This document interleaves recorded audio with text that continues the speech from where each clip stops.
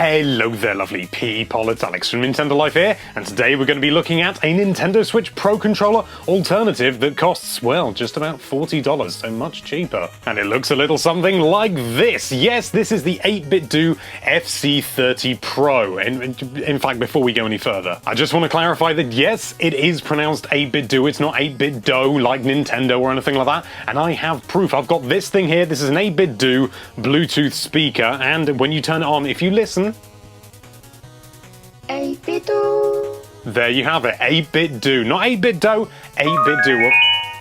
And that as well. You go off now. You gonna go off? It's off.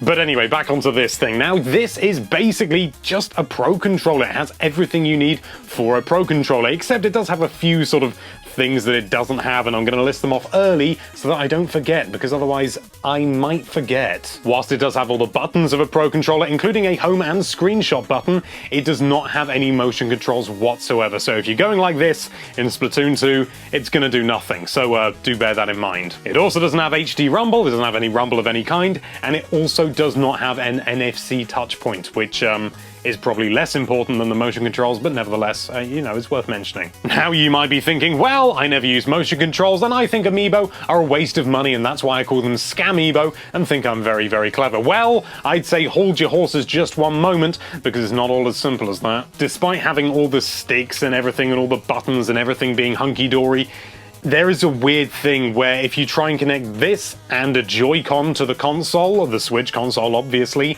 then for some reason there'll be some very distinct input lag on this device, making games generally unplayable. I honestly have no idea what causes it, I really don't, and the only thing I can think of is Bluetooth signals, you know, maybe too many and it can't keep up or something along those lines. But if you connect multiple 8Bitdo controllers like this, I've connected all three of these and there's been no problem whatsoever. No input lag, nothing like that for any of these yet. If you connect just a single Joy-Con and one of these, all of a sudden it becomes, yeah, it becomes a real problem. Hopefully this is something the manufacturer can fix with a firmware update, but I don't know for certain, so do bear that in mind when you're buying one of these. Also, you may need to perform a firmware update if you want to connect it to your Switch, because this is third party. If you want to learn more about connecting this sucker up, then click that card up there. Already done a video all about it. So now that we got all that rubbish out of the way, what about the controller itself? Is it any good? Well, I would say, for my money, yes, it is very, very good. It is limited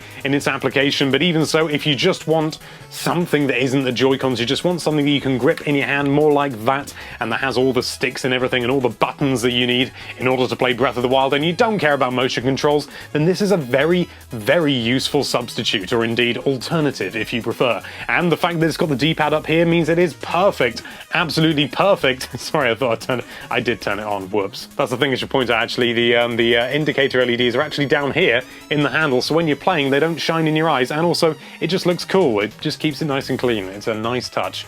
You need to go off now. I'd say the games that really sell this controller for me is Shantae Half Genie Hero and Shovel Knight. Well, was it Treasure Trove? All of the ones, all the Shovel Knight games. It just works honestly superbly. In my opinion, for those games, it is marginally better than the official controller. Oh, yeah. Basically, any game that requires movement over a 2D plane, so sort of a side-scroller or a platform or anything like that, as long as it is 2D and not 3D, this is honestly just a little bit better than the official one, which is saying something. And for Breath of the Wild and stuff like that, this is still perfectly usable. And, you know, any game you like, because I wouldn't play with Splatoon 2, because, oh lordy, you need them some motion controls, and anything that requires Amiibo and stuff like that regularly. So if you want to play Amiibo Festival, not only does it not work on the Switch, but you shouldn't buy it at all. It's the shininess, it's making me go off topic.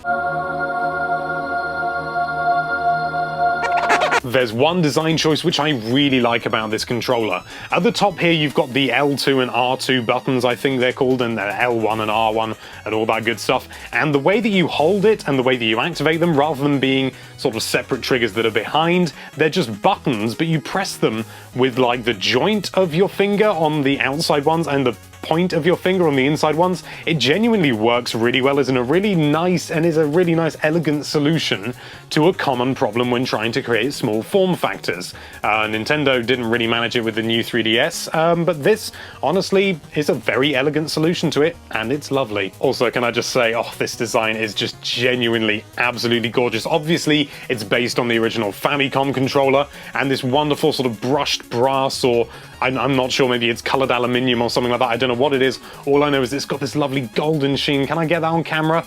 Nearly, sort of. I can't really. There, look at that. It's just so lovely. It's got these lovely brushed lines down it, and all this just little bits of design, like the black lines going across here and the little one up here to be, you know, to show that it's the first controller like the original Famicom. It's just, honestly, it's a gorgeous little thing, and it is nice and comfortable to hold. Overall, a really solid controller. I highly recommend it. But, you know, sort of taking into account the previous caveats, so doesn't really work with multiplayer. It doesn't have any motion controls, doesn't have an NSC touch point, doesn't have any rumble. The last two aren't really a big deal because the Joy-Cons got all that, and rumble really isn't that important. But nevertheless, I would say if you want just a sort of a more comfortable way, rather than using Joy-Cons if you're not big on them, you want a more comfortable way, or you want to play some retro games, then I would say, yeah, go for this. If you don't want to plumb up for a Pro controller just yet, this is a definite contender for that spot, so keep an eye out for it. If you want to pick up one of these bad boys for yourself, then make sure you check out the link in the description. You'll find links to Amazon US and Amazon UK. Those are affiliate links, so a small portion of any sale will go to Nintendo Life and will go on to support the channel and the site. So thank you for that. And of course, thank you so much for watching. If you like this video, then why don't you try and do an SOS towards that subscribe button by shining light off a shiny controller. And be sure to check out NintendoLife.com for all sorts of lovely Nintendo-related content. Thank you again for watching. Bye-bye.